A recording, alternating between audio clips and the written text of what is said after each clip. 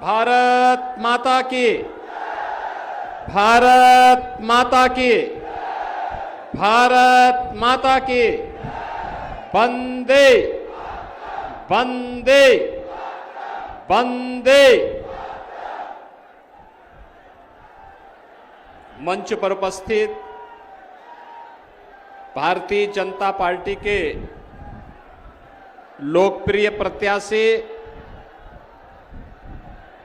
कन्नौज लोकसभा क्षेत्र से सांसद पद के हमारे प्रत्याशी और सांसद श्री सुब्रत पाठक जी, प्रदेश सरकार के समाज कल्याण विभाग के मंत्री श्री असीम अरुण जी, महिला मोर्चा की प्रदेश के अध्यक्ष और माननीय सांसद श्रीमती गीता साक्य जी,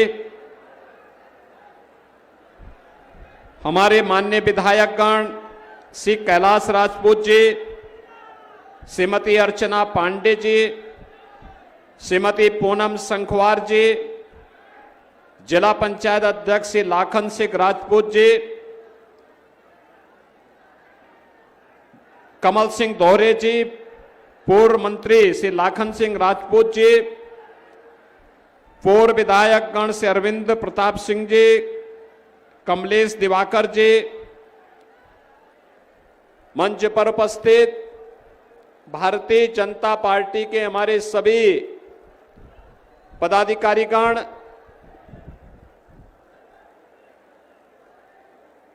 कन्नौज लोकसभा सीट और बिदुना विधानसभा क्षेत्र से जुड़े हुए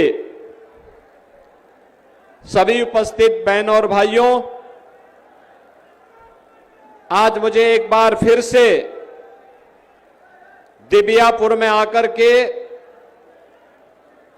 कन्नौज लोकसभा क्षेत्र से जुड़े हुए आप सभी मतदाताओं के साथ संवाद बनाने का अवसर प्राप्त हो रहा है। बहनों और भाइयों, लोकसभा चुनाव 2024 दुनिया के सबसे बड़े लोकतंत्र के लिए हम सबको चुनाव करना है और कन्नौज को चतुर्थ चरण में यह अवसर प्राप्त हो रहा है। बहनों और भाइयों, मैं आप सबका आभारी हूं कि 2019 में एक महागठबंधन को तोड़ करके आपने एक जुझारू नेता को अपना सांसद बनाकर के देश की संसद में भेजा। सांसद कैसे होना चाहिए?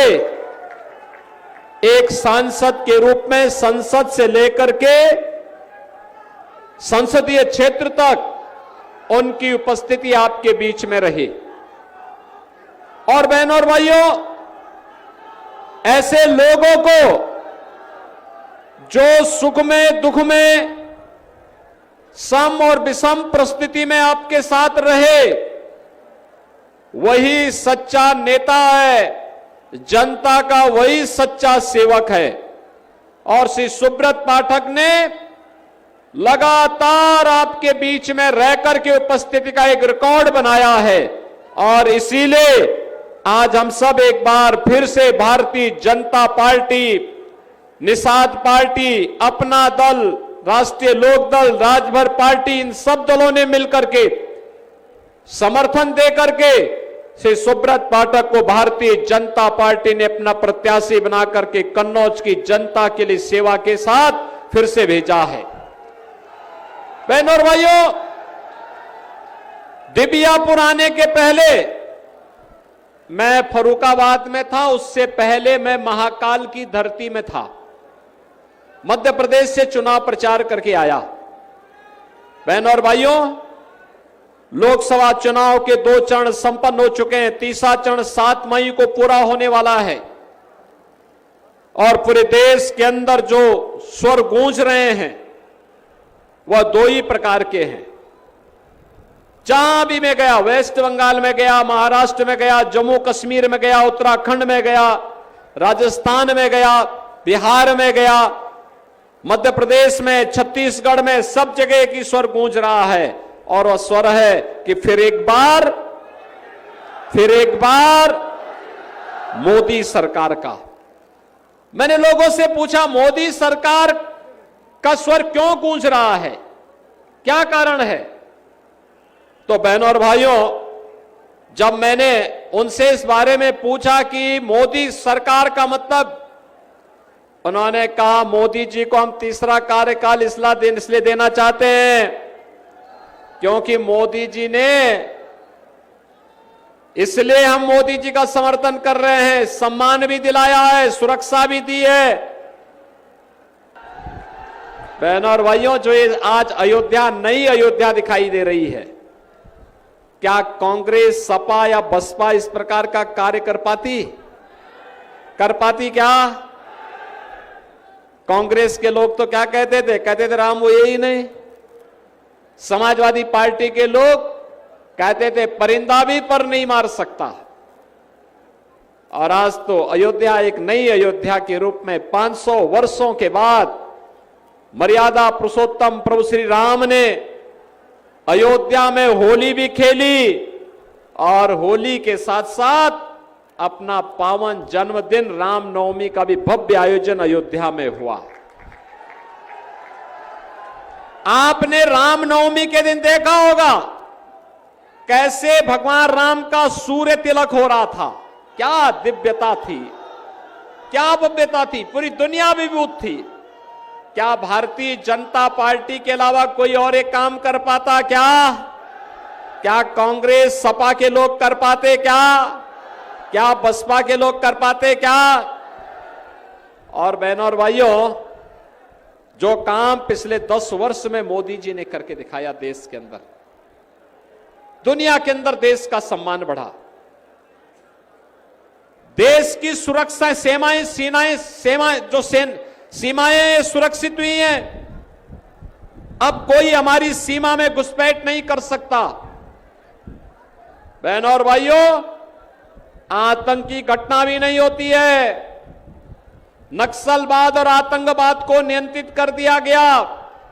अब तो कहीं जोर से पटाखा भी फटेगा ना तो सबसे पहले पाकिस्तान सफाई देता, कहता मेरा हाथ नहीं है, क्योंकि उसे मालूम है नया भारत है। छेड़ता नहीं है, लेकिन अगर कोई छेड़ता है तो उसको छोड़ता भी नहीं है। ये नया भारत है, ये वह भारत नहीं है जब आतंकवाद को देख करके कांग्रेस और यूपीए गठबंधन में, तब कांग्रेस भी थी और समाजवादी पार्टी बिन मांगे समर्थन दे रही थी और आतंकी घटना होती थी, ये लोग कहते थे कि वो तो सीमा पार का आतंकवाद है। अरे आतंकवाद है।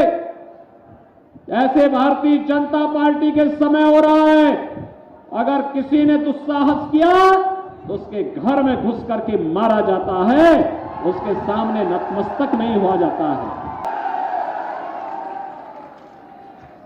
ये लोग किस नैतिकता से बात करते हैं? ये समाजवादी पार्टी के लोग और कांग्रेस के लोग किस नैतिकता से बात करते हैं? इनके समय में लोग भूखों मरते थे और इस समय 80 करोड़ लोग फ्री में राशन की सुविधा का लाभ देश के अंदर प्राप्त कर रहे हैं। कांग्रेस और सपा के समय में लोग उपचार के अभाव में मरते थे। आज देश के अंदर बहनों और भाइयों 60 करोड़ लोगों को 5 लाख रुपए की स्वास्थ्य बीमा का कवर मिल रहा है।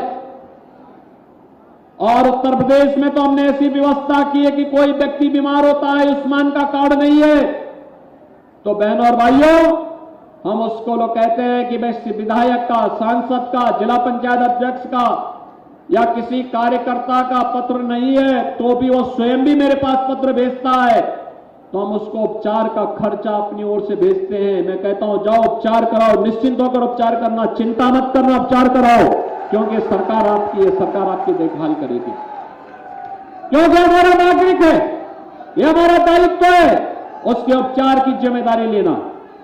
50 करोड़ लोगों को प्रधानमंत्री मोदी जी ने जनधन अकाउंट खोल दिए। 12 करोड़ किसानों के लिए किसान सम्मान निधि, 12 करोड़ घरों में शौचालय का निर्माण, 10 करोड़ गरीबों को उज्ज्वला योजना का रसोई गैस का सिलेंडर दे दिया, 4 करोड़ लोगों को मकान दे दिया। और मोदी जी ने कहा है जितने लोग बचे होंगे जिनके पास मकान नहीं, उनको भी मकान मिलेगा। अगले 5 वर्ष के अंदर उनको भी एक एक मकान मिलेगा। बहनों और भाइयों, एक तरफ सुरक्षा, सम्मान, गरीब कल्याण करने वाली योजना सरकार है, और दूसरी तरफ अनुसूचित जाति, जनजाति और पिछड़ी जाति के अधिकारों पर सेंध लगाने वाली कांग्रेस और समाजवादी पार्टी है। आप सोचो बिजुनावासियों, आप सोचो, कांग्रेस इंडी गठबंधन का मुख्य घटक है। उसने अपनी घोषणा पत्र में क्या कहा है? उसने कहा है कि हम लोग अल्पसंख्यकों की रुचि के अनुसार खान पान की स्वतंत्रता देंगे। मैं पूछना चाहता हूं, अल्पसंख्यक और बहुसंख्यक में कौन सा ऐसा खाना है जो बहुसंख्यक पसंद नहीं करता है और अल्पसंख्यक पसंद करता है? वह तो केवल गोमांस है। क्या कांग्रेस और सपा के लोग देश के अंदर गौ हत्या करने की अनुमति देंगे? हम तो नहीं स्वीकार करेंगे, हम तो नहीं स्वीकार करेंगे। कोई गौ हत्या करेगा, गौ हत्या करने के पहले उसके जहन्नुम के रास्ते खोल दिए जाएंगे। भाइयों, ये भारत की आस्था के साथ खिलवाड़ है। ये लोग आपके अधिकारों पर भी डकैती डाल रहे हैं और साथ साथ आपकी आस्था के साथ भी खिलवाड़ कर रहे हैं। और अब तो इन्होंने एक और काम कर दिया। इन्होंने कहा है हम विरासत टैक्स लगाएंगे। आप सोचो, विरासत टैक्स। आपको मध्यकाल का एक बर्बर मुगल बादशाह औरंगजेब का याद होगा। कोई भी सभ्य मुसलमान भी अपने परिवार के किसी पुत्र का नाम औरंगजेब नहीं रखता। औरंगजेब ने जजिया कर लगाया था। अब कांग्रेस और उसका इंडी गठबंधन, सपा आदि के लोग एक विरासत टैक्स लगाएंगे जिसमें आपके बाप दादों ने जो संपत्ति अर्जित की है, अगर कांग्रेस के नेतृत्व की सरकार आएगी तो विरासत टैक्स लेकर के आपसे आधी संपत्ति ले लेगी। क्या आप इसको स्वीकार करेंगे? क्या स्वीकार करेंगे? क्या माता बहनें अपने जेवर को क्या उनको सौंप देंगी? क्या बहनों और भाइयों, इनको ये डकैती डालने की छूट नहीं देनी है। और इसीलिए मैं आया हूं, भारतीय जनता पार्टी का योग्य प्रत्याशी कन्नौज लोकसभा सीट पर से सुब्रत पाठक के रूप में आपके सामने है। एक जुझारू है, आपके लिए कार्य करने वाला है, सब विषम परिस्थितियों में लड़ने वाला है। और भारतीय जनता पार्टी ने इसीलिए उन्हें अपना प्रत्याशी बनाकर के उतारा है। सुब्रत पाठक को जिता करके भेजेंगे, बिदुना विधानसभा क्षेत्र से भारी बहुमत से विजयी बनकर के जाएंगे। सहमत हैं? लेकिन इसके लिए 13 को वोट है। अब आपके पास केवल 8 दिन का प्रचार का समय है। लोकसभा क्षेत्र बड़ा है। सुब्रत पाठक को अन्य क्षेत्रों में भी समर्थन वोट लोगों से अपील करने के लिए, सभा करने के लिए जाना होगा। और इसके लिए मैं आपसे कहूंगा कि समाजवादी पार्टी की जमानत जब्त करिए। बहनों और भाइयों, विकास जितना चाहिए आप बताइए, आपके बिदुना में भी और कन्नौज में उतना विकास होगा। सहमत हैं? सहमत हैं? घर घर जाएंगे, मोदी जी का संदेशा लेकर के जाएंगे, सुब्रत पाठक को विजयी बनाएंगे, कमल चुनाव चिन्ह पर भारी बहुमत से विजयी बनाएंगे। तो मेरे साथ बोलेंगे भारत माता की, भारत माता की, भारत माता की।